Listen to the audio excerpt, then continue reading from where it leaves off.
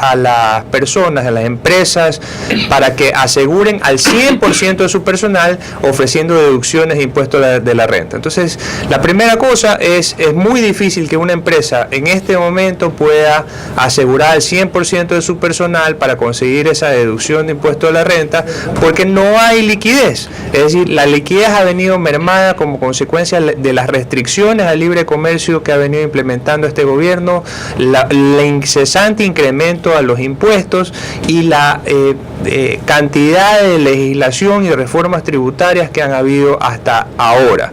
Entonces, es un mensaje que nos dice que tanto el IES como el Ministerio de Salud ya no tienen la liquidez necesaria tampoco para poder absorber todos estos gastos que fueron prometidos al principio de este gobierno por el socialismo del siglo XXI y que ahora se ven imposibilitados de cumplirles. Entonces quieren trasladar estas obligaciones al sector privado y las compañías de medicina preparada y las empresas de seguros lo que dicen es, bueno, está muy bien esto de aquí, podría ser una motivación, pero el problema es que las empresas que podrían asegurar a sus empleados no tienen la liquidez en este momento porque estamos en una situación muy complicada.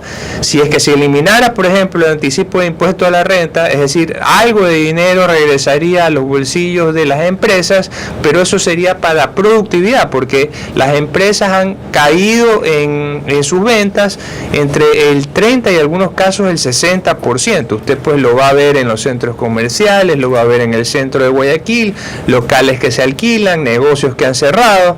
Entonces es una situación compleja. Y la solución de fondo, ¿cuál es?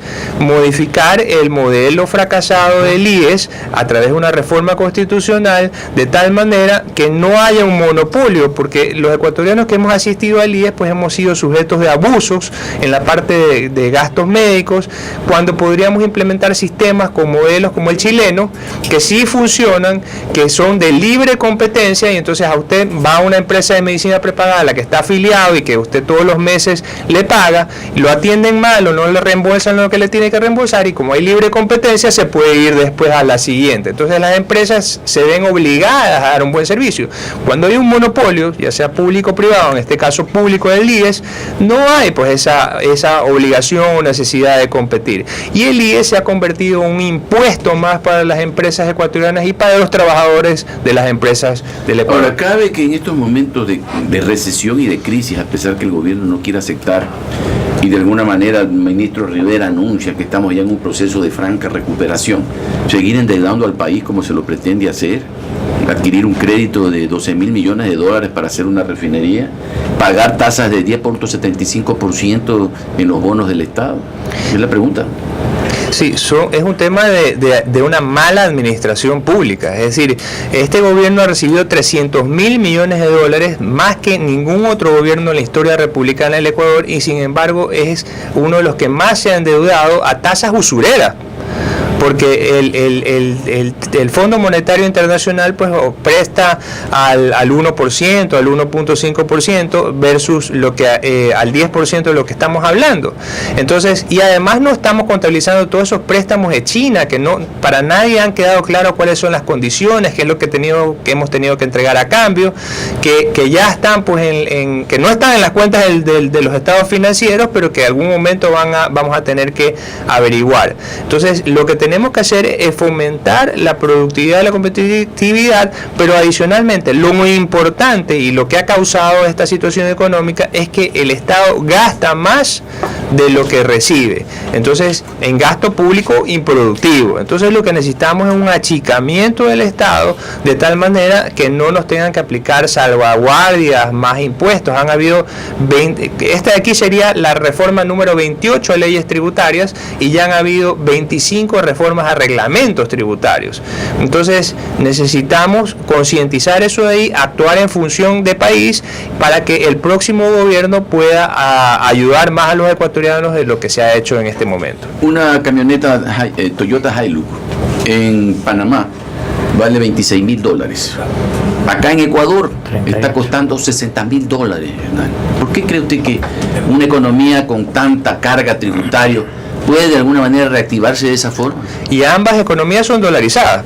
Entonces estamos hablando de igualdad de condiciones, con la diferencia de que Panamá es el país que más va a crecer en la región, de acuerdo al Fondo Monetario Internacional, en dólares, y Ecuador no tiene petróleo, y en cambio Ecuador, de acuerdo al mismo Fondo Monetario Internacional, va a decrecer 4.5%. Es decir, ya nos vamos a no estamos caminando para adelante, sino para atrás en el 2016. Y en el 2017 la previsión es que vamos a decrecer 4.3%.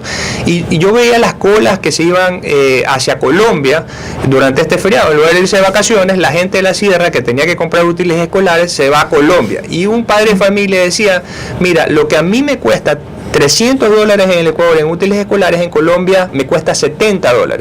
¿Es eso un buen gobierno para los ecuatorianos o no es un buen gobierno para ¿Es eso un buen vivir para los ecuatorianos o lo contrario? Y además, esos dólares se quedan en Colombia, pues cuando pudieran quedarse aquí en Ecuador. Entonces se ha castigado con salvaguardias también a los útiles escolares. O sea, es decir, la educación está siendo fuertemente castigada. Cuando además la Unión Europea, que eso es otra cosa que debemos tocar, acuerdos de libre comercio, ya los europeos nos habían dicho, no pongas salvaguardias, no pongas cupos. Acordémonos que los europeos fabrican vehículos. Y aparte de eso, no subas el ICE, fabrican bebidas alcohólicas, pues vinos y whisky, una serie de cosas. Entonces, todo eso, hemos hecho todo lo contrario de lo que nos han pedido, y además no hemos firmado acuerdos de libre comercio, por ejemplo, con nuestro principal socio comercial, que es Estados Unidos, pero sí con Irán. Entonces, tenemos que fomentar acuerdos de libre comercio con la mayor cantidad de países del mundo para venderle no solamente a una parte de los 18 millones de ecuatorianos, sino a 4.500 millones de consumidores. ¿Coincide, ingeniero Ortán Gabriela, con el doctor Díaz Granados? Totalmente. El gobierno lo que ha aplicado es una política de incremento de impuestos para obtener recursos para el presupuesto general del Estado y poder solventar el gasto público. Si nosotros recordamos, en enero prácticamente el gobierno se iniciaba con presupuestos en sueldo y salarios de $9.000 millones.